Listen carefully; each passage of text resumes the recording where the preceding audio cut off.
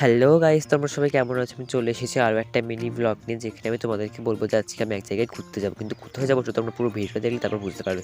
সকালবেলা ৩টের সময় উঠে আমি চা খেয়ে নিচ্ছিলাম। শুধু আমি একা যাবো না, আমার মা বাবে বাপি যাবে, সবাই যাবে।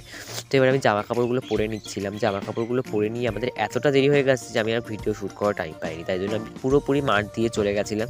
আর এত দেরি হয়ে গেছে যে আমরা মাঠ দিয়ে যাচ্ছিলাম। দেখো গাইস, আমি উঠে গেছি, মা কিন্তু উঠতে পারছিল না। তাই জন্য মাকে আমি হাত ধরে একটু হেল্প করলাম। তারপরে আমরা যখন চলে যাচ্ছিলাম তখন দেখলাম রাস্তায় দুটো কুকুর আমাদেরকে টাটা করতে এসেছে। তো টাটা করে দিয়ে ওদেরকে চলে গেলাম আমরা ট্রেন ধরার জন্য। তো স্টেশনে গিয়ে দেখি ট্রেনটা এখনও আসেনি। ট্রেনটা 10 মিনিট লেট করবে। ট্রেনটা এত লেট করবে ভাবতে পারিনি। তাই জন্য আমরা ট্রেনটাতে ওঠার জন্য আমরা খানিকক্ষণ দাঁড়িয়েছিলাম। তো এবার দেখলাম যে খানিকক্ষণ পরে ট্রেনটা চলে এসেছে। তো ট্রেনটা এসেছে, একদম পুরো ভিড় মনে হচ্ছিল, কিন্তু ট্রেনটা যখন সামনে দিকে গেল তখন ট্রেনটা পুরো ফাঁকা হয়ে গেছিলো গাইস।